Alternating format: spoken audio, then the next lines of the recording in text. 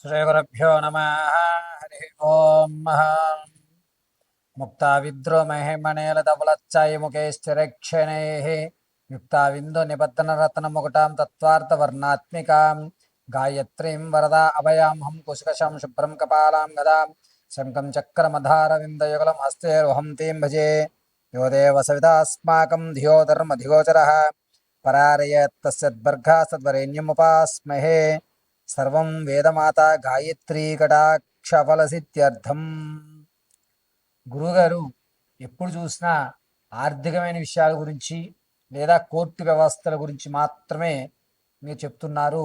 విద్యార్థులకి స్కూల్స్ ప్రారంభమయ్యాయి కాబట్టి కాస్త విద్యలో తక్కువగా ఉన్న వారికి, అదేవిధంగా చదివింది మర్చిపోవడము, ఇది వరకు బాగా చదువుతూ డల్ అయిపోవడము, ఉన్నట్టుండి తను మొత్తం తన యొక్క విజ్ఞానాన్ని అంతటినీ కూడా చాలా తక్కువ స్థాయిలో విడిచిపెట్టి చెడు స్నేహాలకు లోనయ్యి బాగా చదవడం వ్యక్తి సి గ్రేడు డి గ్రేడ్లోకి మారిపోతూ ఈ యొక్క రాశి ప్రభావాల ఫలితంగా ఏమైనా వీరికి జరుగుతున్నాయా? మేషం నుంచి మీనం వరకు కూడా విద్యార్థులు ఎటువంటి మంత్రాన్ని రోజు పఠించుకోవడం వల్ల విద్యలో మెరుగైనటువంటి స్థితిగతులు కలుగుతాయి?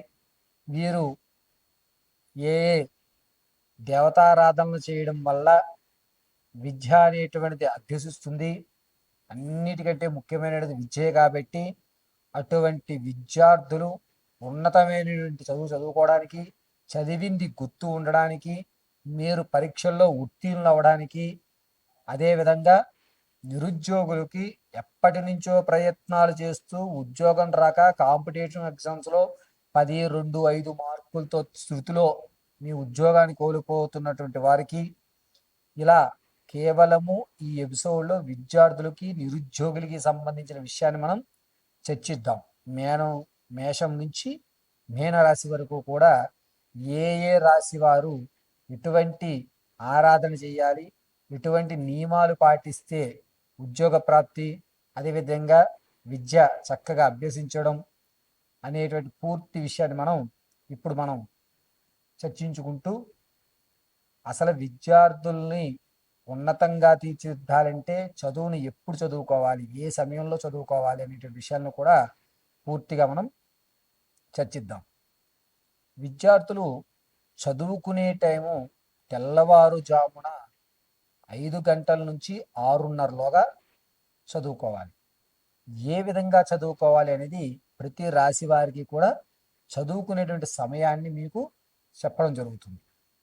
శ్రీగురుభ్యో నమ. హరి ఓం.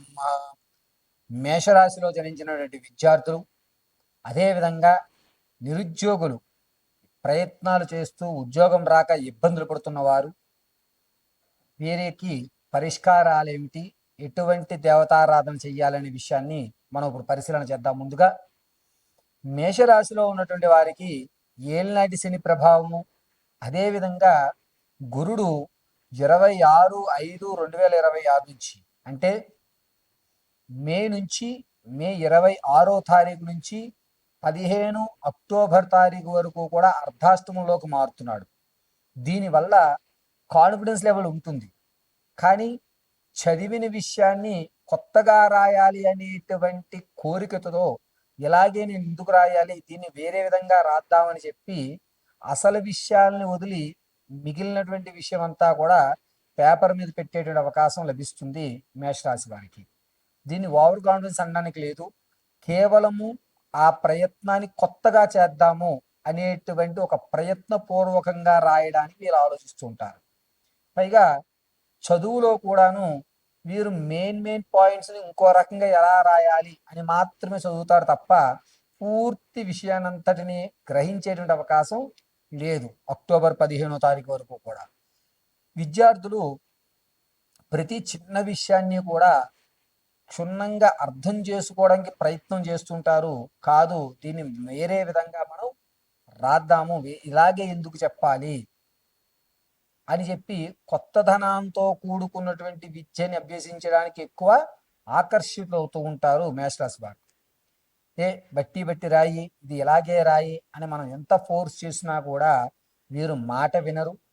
రెండవది, మీరు ఎంత ఫోర్స్ చేసినా నువ్వు ఖచ్చితంగా ర్యాంక్ కొట్టాలి అని మనము ప్రేరేపించడమే తప్ప వారి ఆలోచన ఇది కాదు.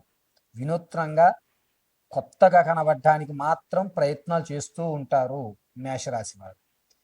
నిరుద్యోగుల విషయానికి వచ్చేసరికి గురుడు మంచి స్థితిలోనే అర్ధాష్టమంలోకి ప్రవేశించుతూ ఉండడం వల్ల ఖచ్చితంగా అక్టోబర్ 15వ తారీఖులోగా ఉద్యోగ ప్రాప్తినైతే పొందుతున్నారు.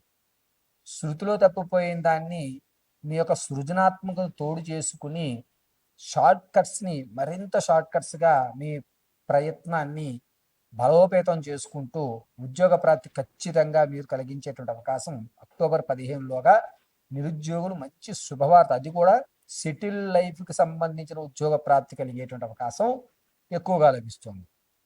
గురుగారు, మరి ఈ మేషరాశి వారిలో మా పిల్లలు చదువుతున్నారు, మీరన్నట్టుగానే సృజనాత్మకతతోటే రాద్దామని చూస్తున్నారు, కానీ ఏ విధంగా రాయాలి అనే విషయం గుర్తుకు రావడం లేదు, ఎలా ప్రజెంట్ చేయాలి అని అర్థం కావట్లేదు. ఒక విషయాన్ని ప్రజెంట్ చేసేటువంటి తీరు వేరేగా ఉంటుంది. ఆ ప్రజెంటేషన్ కోసం గురుడు బలంలోకి ఉండడం కోసం ఈ యొక్క మేషరాశి వారు ప్రతిరోజు ఉదయం 6:30 నుంచి 7:30లోగా చక్కగా కొబ్బరి నూనెతో దీపం పెట్టండి. ఒకవేళ స్కూల్స్కి వెళ్ళిపోయి కాలేజీకి వెళ్ళిపోయి హడావిడి ఉంటే కనుక 6 గంటల నుంచి 7 లోపు, ఏదేమైనా 7 గంటల్లోగా మీ ఇంట్లో ఉన్నటువంటి దత్తాత్రేయ విగ్రహం కానీ లేదా దత్తాత్రేయుడి యొక్క ప్రతిమ కానీ లేదా గురుపారాయణ పుస్తకం వద్ద కానీ ఒక దీపారాధన చేసి, పుస్తకం వద్ద కొంచెం దూరంగా దీపారాధన చేసి గురుపారాయణ పుస్తకం వద్ద ఒక పుష్పాన్ని ఉంచండి. ప్రతిరోజు కూడా ఈ పని చెయ్యండి. అయితే దీనివల్ల మీకు జరిగేటువంటి విషయం ఏమిటంటే, గురుడు అనుగ్రహంతో గురుపారాయణ, దత్తాత్రేయ ఆరాధన, వీటి వల్ల మీ యొక్క సృజనాత్మకతని ఎలా ప్రజెంట్ చేయాలి, పేపర్ మీద ఎలా పెట్టాలి అనేటువంటి విషయం ఖచ్చితంగా దత్తాత్రేయ స్వామి వారు మిమ్మల్ని అనుగ్రహిస్తారు. దత్తాత్రేయ దేవాలయం లేనటువంటి వారు ఇంట్లోనే ఒక దత్తాత్రేయుడి యొక్క ఫోటో ఒకటి తీసుకుని మీ పిల్లలు ఎక్కడైతే చదువుతున్నారో అక్కడ మాత్రమే ఆ ఫోటో పెట్టి దీపారాధన కూడా అక్కడే చేయండి.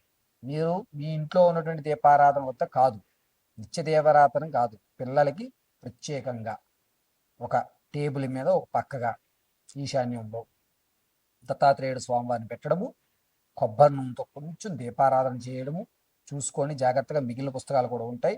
ఆ దీపారాధనకు ఒక గ్లాస్ ఏమన్నా క్లోజ్ చేసి పెట్టుకోండి. కొబ్బరి నూనెతో దీపారాధన చేయండి. కాస్త బెల్లం కానీ మిశ్రీ కానీ నైవేద్యం పెట్టండి. మిశ్రీ అయితే శ్రేష్టం.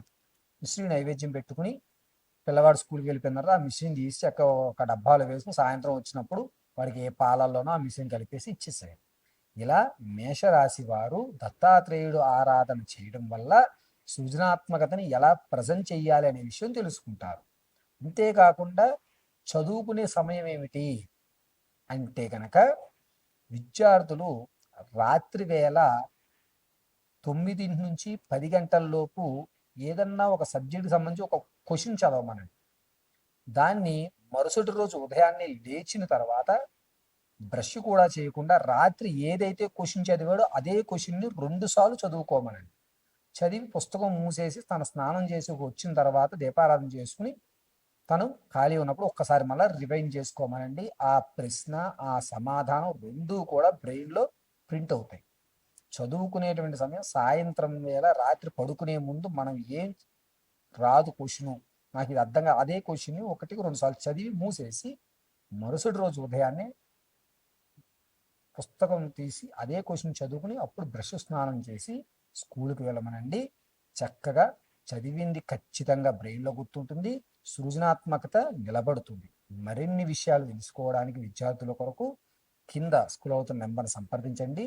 మీ యొక్క పిల్లల యొక్క భవిష్యత్తు గురించి పూర్తి విషయాన్ని తెలుసుకోండి. పరమేశ్వర అర్పితమస్తు.